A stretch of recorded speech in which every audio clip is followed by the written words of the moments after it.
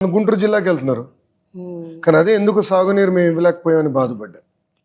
ఆలూరులో మహిళలు బిందెలు పట్టుకుని గంటల కొద్ది లైన్లో నుంచి నేను చూసా.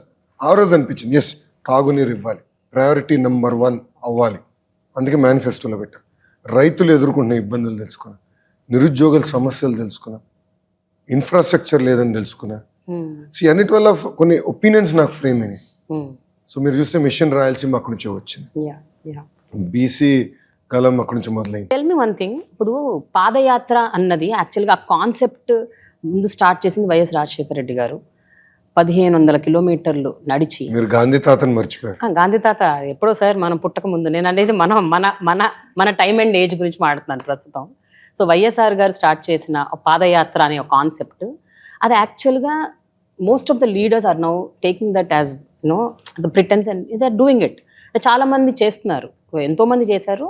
And it real is giving results అంటే ఇన్ వే లైక్, అంటే ప్రజల గురించి తెలుసుకోవటం, సమస్యలు అండర్స్టాండ్ చేసుకోవటం, దాని నుంచి మేనిఫెస్టోని ఎట్లా రూపొందించాలి, ఎలక్షన్స్కి ఎలా మనం సంసిద్ధం కావాలి అన్నది really it is helping, no doubt about it. But what is the difference you noticed? అంటే ఆనాడు 1500 కిలోమీటర్లు నడిచినందుకే వావ్ అన్నారు చాలామంది. ఈరోజు మీరు 3000 కిలోమీటర్లు, డబుల్, ఇంకా మోర్ దెన్ దాట్ నడిచారు. ప్రజల సమస్యలు తెలుసుకోవటం ఒక్కటే మీరు తెలుసుకున్నారు, లేకపోతే as a politician also, as a leader also have you grown? మీ వ్యక్తిగతంగా మీరు ఏ రకంగా ఎన్హాన్స్ అయ్యారు? అంటే స్ట్రాంగ్ ఒపీనియన్స్ ఫామ్ అయినాయి. అంటే రాష్ట్రానికి ప్రజలకి ఏం చేయాలి, ఏ ప్రాంతానికి ఏం చేస్తే బాగుంటుంది అనేది స్ట్రాంగ్ ఒపీనియన్స్ ఫామ్ అయినాయి. Up to east Godavari time ఉండేది. సో నేను నాయకులతో నడిచేటప్పుడు కూడా నాయకులతో నేను చర్చించాను. కేవలం ఫోటోలు దిగుతాం కాదు, వాళ్ళతో మాట్లాడేవాడు. ఏం చేస్తే బాగుంటుంది, సమస్యలు ఏంటి, సో ఒక్క రైతుల సమస్యలు ఏంటి, తొమలపాక రైతుల సమస్యలు ఏంటి, మన ప్రాంతంలో ఎలాంటి పరిశ్రమలు ఉన్నాయి, ప్రజలకి ఏం కావాలి, అంతా డిస్కషన్ జరిగేది. రాయలసీమలో అయితే ఆల్మోస్ట్ నేను 90% కాన్స్టిట్యున్సీస్ పాదయాత్ర చేశాను. So I understood the Tarain better. ప్రజల ఎక్స్పెక్టేషన్స్ ఏంటో నాకు అర్థమైంది. అది 50%. ఇంకో 50% మా కార్యకర్తల ఆస్పిరేషన్స్ ఏంటి, ద్వితీయ శ్రేణి నాయకుల ఆస్పిరేషన్స్ ఏంటి, వాళ్ళు ప్రభుత్వం గురించి ఏమనుకుంటున్నారు, పార్టీ గురించి ఏమనుకుంటున్నారు, పార్టీ బలహీనత గురించి ఏమనుకుంటున్నారు, పార్టీ ఏం చేస్తే బాగుంటుందని వాళ్ళు అనుకుంటున్నారో నేరుగా తెలుసుకున్నాక నాకు అవకాశం. సో ఇంత ఓపెన్ గా వాళ్ళు మీతో డిస్కస్ చేశారు అంటే they were so open about it. నడిచేటప్పుడు no live, I mean mic లేదు, లైవ్ ఉండే. My team was very ruthless. Bus దిగిన దగ్గర నుంచి ఎక్కే వరకు అన్ని లైవ్ పెట్టారు. Okay. So no short cuts. Okay. But mic ఉండేది కదా. సో ఎవరిని వచ్చి అన్నాను మీతో మాట్లాడాలంటే రా చేయబట్టుకో అని చెప్పి నేను ఇంటరాక్ట్ అయ్యేవాడిని. ఏంటి మీకు ఇబ్బందులు ఏంటి, ఏమనుకుంటున్నారు, ఎలా ఉంది. నేను రాత్రి పాదయాత్ర అయిన తర్వాత నేను తిరిగి క్యాంప్కి వచ్చిన తర్వాత వెళ్ళి స్ట్రేట్ బస్ ఎక్కేవాడిని కాదు, వచ్చి కాలు చల్లటి ఐస్ వాటర్లో పెట్టుకున్నాడు, బొబ్బులు రాకుండా కొంచెం జాగ్రత్తగా ఉండేది. మా నాయకులందరూ మేము కూర్చుని దాదాపు గంటన్నర మేము మాట్లాడుకునేవాళ్ళం. ర్యాండమ్ ఇష్యూస్, నో ఎజెండా, ఎవరి అభిప్రాయాలు వాళ్ళు వ్యక్తం చేశారు.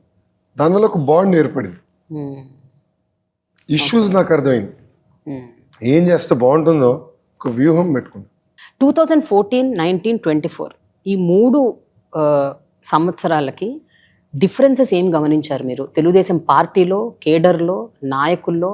ఎస్పెషలీ ఈ 10 ఏళ్లలో కూడా ఎంతోమంది అప్పటి నాయకులు ఇంకా పెద్దవాళ్ళు అయ్యారు, చాలా సీనియర్స్ అయ్యారు. మీలాంటి ఒక 40-year-old యంగ్ లీడర్షిప్ని ఎంతవరకు వాళ్ళు కూడా యాక్సెప్ట్ చేస్తున్నారు, అక్నాలెడ్జ్ చేస్తున్నారు, అండ్ ప్రమోట్ చేస్తున్నారు, ఎంకరేజ్ చేస్తున్నారు? What is happening in TDP internally? See, power play, power politics is there everywhere. Yeah. Every party, every organization, every company. యంగ్స్టర్స్గా మేము నమ్ముకున్న సిద్ధాంతాల కోసం మేము పోరాడాలి. సీనియర్స్ పుష్ బ్యాక్ ఇస్తారు, బట్ అట్లని భయపడితే ఎట్లా, అట్లని కంప్లైంట్ చేస్తే ఎలా? నేను ప్రతిదానికి బాబు గారి దగ్గరికి వెళ్ళిన ఐ నెవర్ కంప్లైంట్. ఎందుకు చేయాలి? నేను నా జర్నీ ఎత్తుక్కోవాలి, నేను కన్విన్స్ చేసుకోవాలి. ఐదర్ నేను సీనియర్ని కన్విన్స్ చేయాలి, లేదంటే వాళ్ళు నన్ను కన్విన్స్ చేయాలి. ఆ రూల్ నేను పెట్టుకున్నాను, ఆ మోడల్ ముందలు తీసుకెళ్తున్నాను. బట్ కాన్స్టెంట్లీ టస్సులు ఉంటుంది. ఇప్పుడు తెలుగుదేశం పార్టీ కూడా దాదాపు 4 దశాబ్దాలు అయింది స్థాపించి. మాకు కూడా ఒక లెగసీ ఉంది, కానీ ఆ లెగసీని డిస్కార్డ్ చేయాలని ఈనాడు నేను అన్ను. But at the same time ఫ్రెషర్స్ని ఎంకరేజ్ చేయాలని నేను అంట. సో 2 బ్యాలెన్స్ చేసుకుని ముందలు తీసుకెళ్లాల్సిన బాధ్యత నా లాంటి యువకుల పైన ఉంది. సో తిరుగుబాటు చేస్తాం, revolting is not the solution. We have to find a mechanism where all of us together can work. Yeah and ఆ మెకానిజం ఇప్పుడు ఏర్పాటు చేస్తాం. Right, but this agree to disagree mechanism all the time it doesn't work. అంటే especially ఇప్పుడు elections దగ్గర వస్తున్న టైంలో ఈ kind of conflict is sometimes not good for the party అని అనుకుంటాం. Yeah. That's my point, right? Why should there be a healthy debate? ఒక అభ్యర్థి నాకన్నా మంచోడు మంగళగిరికి వస్తే let him do, let him fight, then let party decide, then party will find its own way. ఇప్పుడు మీరు చూస్తే Babu garu is again restarting the entire IVRS where he's going to test candidates, he's going to call every citizen and ask. ఇప్పుడు మంగళగిరిలో ఉంది for example, మీకు మీ అభ్యర్థి Telugu Desam party అభ్యర్థిగా ఈ కింద ఉన్న వాళ్ళు ఎవరు కావాలి? Number 1 Lokesh, number 2 Ellaiah, number 3 Pullaiah, number 4 others. Others అయితే వాళ్ళ పేరు చెప్పండి. Okay. She's going to open it up to public.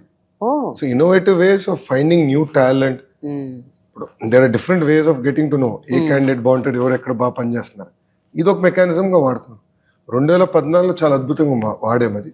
2019 వచ్చేకల్లా మేము డిస్టర్బ్ అయ్యాము, టైం సరిపోలేదు. But come 2024 election we going to implement it again.